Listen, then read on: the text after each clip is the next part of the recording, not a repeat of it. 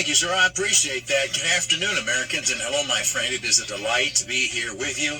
I embrace the warm weather and sunshine and the looming weekend with every bit of enthusiasm I have. Hope all is well on your end. It is Open Lines Friday. We invite your calls. We're at 315-421-9797. A fair amount of chit-chat the last couple weeks about the ongoing dispute over the Columbus statue. A week ago today, there was a pretty good decision in court when we found out about it, at any rate. It was a week ago today, saying that the mayor lacks the authority to remove the statue from downtown Syracuse. And we spoke earlier to Senator John DeFrancisco about that, he having helped lead the legal effort that secured that ruling from the judge. But beyond just the statue, there is also the kind of unrelenting war by progressives on Columbus himself. You and I, if you're near my age, when we were young, we were taught, as Americans had believed since the founding of the Republic, that Christopher Columbus was a great man who made a stunning and singular contribution to the progress of mankind. That his voyage truly was one of great discovery, which opened and revolutionized in many ways the world. Here to learn a little bit more about Christopher Columbus, the man, the fellow depicted in the statue, we're going to be joined by a man out of Philadelphia, I think it is, who is an expert on him, Mr. Robert Petrone. Sir, good afternoon and welcome to the broadcast. Good afternoon, and thank you for having me on. It's a pleasure to be here. And it's an honor on our part. I appreciate your time. Your interest in Columbus comes from what, please, sir? Well, so it's a funny story. I don't know how much time I have to tell it, but I'll make it brief. You know, it started a couple of decades ago when I was a young lawyer in New York City, and I was traveling to work one day on the subway, and I was reading this sort of, local rag, like, the Village Voice or something like that, and it had this article in there about Christopher Columbus as just a racist, a rapist, a maimer, a murderer, a genocide heir, and I'd never read anything like that before, and I kind of crooked an eyebrow and read the article, put it aside, and didn't really think of it again. But then I stumbled in a used bookstore upon a book called History of the Indies, Historia de las Indias, by Bartolomé de las Casas, who wrote a contemporaneous history of the settlement of the Indies. And I bought it. It was a couple of bucks. I thought, it reminded me of that article, and I said, let me see, what this guy has to say. And when I read it, it not only debunked everything I had read in that ridiculous article, but it made it very clear that Christopher Columbus was actually the opposite of all of those things. He actually fought actively against all of those things, and it seemed to me that he really was more the first civil rights activist of the Americas. So I read the book, I put it aside, and I actually even lost track of the book. I don't know what happened to it, but flash forward some decades later, and in Philadelphia, an attorney, let's say, filed a petition, let's call it, with City Council, saying that Christopher Columbus Day should be eliminated from the municipal holiday. And so so City Council got in contact with the 1492 Society, which puts on the Columbus Day Parade every year in Philadelphia, and asked the 1492 Society, do you have an historian on staff who might be able to respond to these claims? And they did, but that wasn't really his area of expertise, but he's a friend of mine, and he said, but I have this fellow who's a friend who's a professional researcher, and he might be able to help. And so I did, and I talked to City Council, and I said, I'll need the primary historical sources. I also want them in Spanish, because I don't want there to be anything lost in translation. So I read History of the Indies again in English, and then this time in 15th century Spanish. And I generated some reports to City Council, and for a few years the holiday remained on the municipal calendar, and then came the Marxist riots of 2020, and they were pulling down Columbus statues across the country, and there was a call to have the city take ours down in Philadelphia, and they said, get that guy, who's that guy that did the research for the holiday, get him again. And so I was thrust back into the fight once again, and I'm happy to report that the Philadelphia Christopher Columbus statue still stands, although the mayor has boxed it up in a coffin and has promised he will not take it down as long as he is mayor, but we are fighting that in court. It was Robert Petrone out of Philadelphia. Columbus sort of thought that God was leading him by the hand, didn't he? Columbus was a devout Catholic, yes, and he truly believed he was on a divine mission. As a matter of fact, there is a book called Christopher Columbus and the Quest for Jerusalem, which was written by the person that I think is probably the premier Christopher Columbus expert in the world. Her name is Dr. Carol Delaney. She was an anthropology professor at Stanford, and she left that position and dedicated 10 years of her life to very deeply studying not only the primary historical sources, but traveling over to Italy and seeing what Columbus saw, and very hands-on, studying the artifacts of his life. And it is her position that he tried many hacks, if you will, to convince benefactors in Europe to fund this crazy science project of his, which was to prove that, or rather to find a route to Asia that didn't involve the Mediterranean and traveling over the Silk Road. He believed that because the world was round, which was something that was pretty commonly accepted by scholars at the time, and he was an early adopter of that theory, he could travel in the other direction and reach Asia. Now, of course, what no one expected was that there would be two continents in the way, but his position was,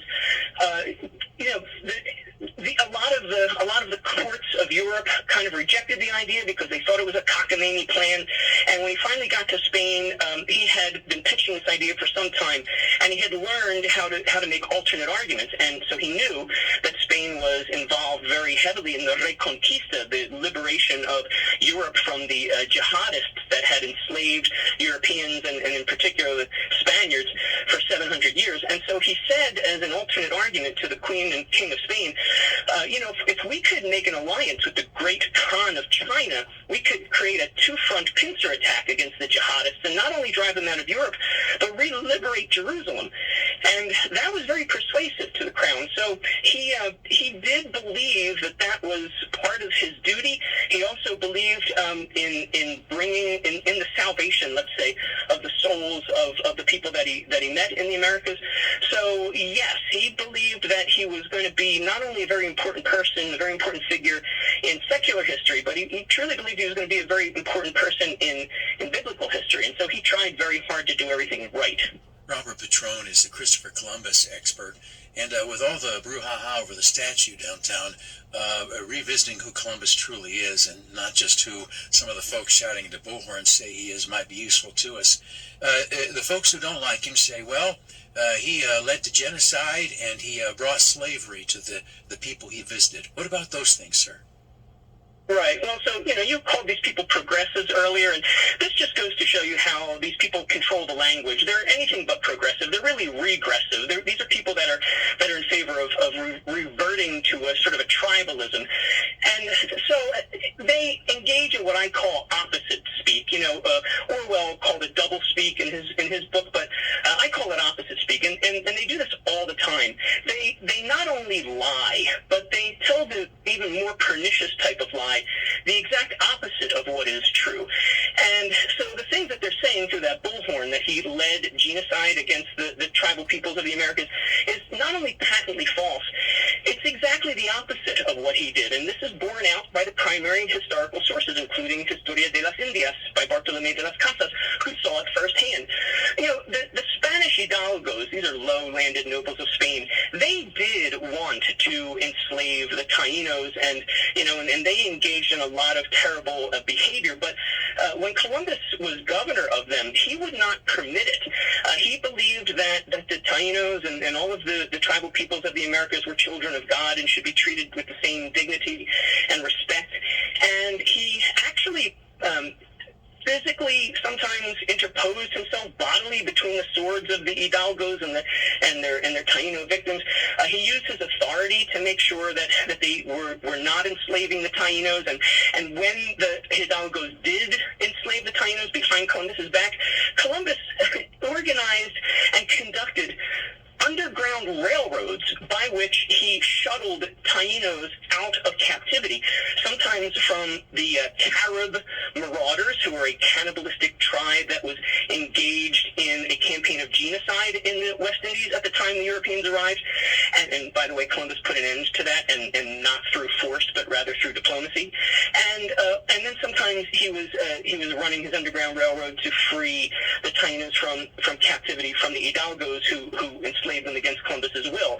In that case, he would bring the enslaved Tainos back to Spain to have them baptized, because baptized people could not be enslaved in Christendom. And he did this so much that the Queen of Spain became exasperated, and she said, "Please stop bringing these slaves back to Spain to be liberated," because the crown didn't know what to do with them. They didn't have the life skills to exist in the 15th and 16th century Castile, so that, and a lot of times you'll hear the Columbus detractors say the Queen told Columbus to stop bringing slaves of the Tainos to Spain. Yes, but they're doing it. They're portraying that in a sense that gives you the opposite impression of what he was really doing. Is really liberating them. Yes, Robert Petrone. Can you hold on a moment, please, for us, please, sir? Certainly. I appreciate it. We'll be back in just a moment. It's time for traffic and weather on 570. Is your hair thinning? 6.9 FM. Oh, look at that. On your Nina and your Pinta and the Santa Maria. I believe is how that happened. We're speaking with Robert Petrone another couple minutes. He's an expert out of Philadelphia on Christopher Columbus. And let's not just protect the statue, but recognize that the man depicted therein is worth honoring. This might be a tangent, but there's a wonderful story about Columbus and the Americas. Can you tell us about the deal with the eclipse that happened that one time? Which one? There is an issue with an eclipse. Oh, the eclipse, yes. Well, so Columbus, his ship had been stranded on the island of Cuba. And this happened because this was on his fourth voyage, and he was told by the Queen of Spain, don't go back to Hispaniola. He didn't want to be governor anymore, and so he was replaced by a governor who treated the Tainos atrociously. And the King and Queen knew that Columbus was going to try to go and confront the new governor, and they told him, look, don't even go to Hispaniola. So it's unclear whether he did this purposefully or not, but his flotilla hit a terrible storm, and it started to damage his ships, really threatening to tear them apart. So he grounded them on the island of Cuba purposefully, and perhaps part of his plan was he knew he could then send for help from Hispaniola and end up confronting the new governor anyway. But while he was on the island of Cuba, he was concerned that his sailors, who, these were low men, they weren't really educated men or even well-behaved men. I mean, these are the kind of people you got on your crew back in those days, usually someone who was running from something. So he knew that these guys were going to probably be troublesome with the women on the island, and so he made an order that until they were rescued by rescue ships from Hispaniola, that his men were to stay on board the grounded ships, and this lasted for a year. And so he was forbidding them to have any contact with the islanders, because he wanted to protect the islander women. And so the islanders, they were very curious about this crew and a little bit wary. And so at first they started to stay away, but gradually the islanders became emboldened. And one day, a group of them showed up with obvious hostile intent. I don't know if we can go as far as to call them a war band, but it was definitely a proto-war band. They were, at the very least, gauging these starving, weakened sailors who had been ordered to stay on these grounded ships for an extended period of time, and the sailors themselves were, getting antsy, and they had even mutinied. So Columbus was struggling to keep this very fragile situation from exploding in many different places. And so Columbus had some astrological charts that some astrologers back in Spain had created for him, and he knew from one of the astrological charts that a solar eclipse was imminent. And it just so happened that this hostile band of islanders showed up just shortly before the eclipse was to happen. And Columbus didn't want bloodshed. I mean, he loved all of the Tainos and all of the tribal peoples he met, even the Caribs who often attacked him and his crew unprovoked. He showed them great kindness and great patience, and so he didn't want a battle or any kind of conflict to break out between these Cuban islanders and his Spanish sailors. And part of it was because he knew his sailors were weak and that they might die, but he also knew that the sailors were better armed than the islanders, and that many islanders would die. And so he resorted to a desperate tack. He was very much a diplomat, right. And he said to the islanders, "Look, I will take away the sun. If you harm my men, if you harm my sailors, I will call upon my God to blot out the sun." And the islanders were understandably skeptical of that claim. Robert Petrone, I've got to run. When the eclipse actually happened, they backed off. And he then said to them, "Now, I not only want you to not attack us, I want you to help us because feed us. My men are starving." And Robert Petrone, I've got to run real quick. Is there and they became friendly. Outstanding. Real quick, is there a place people can learn more about you? There is Christopher Columbus University on Radio Voice Italia. If you use your browser to look for Radio Voice Italia, you'll find the website, video.ibm.com, etc., etc. You click on that, you'll see all of my episodes, my 20-minute radio segment, Christopher Columbus University. It's entertaining and informative. Very good. Robert Petrone, thank you very much, sir. Time for news with Dave Smith on 570 WSYR. Is your hair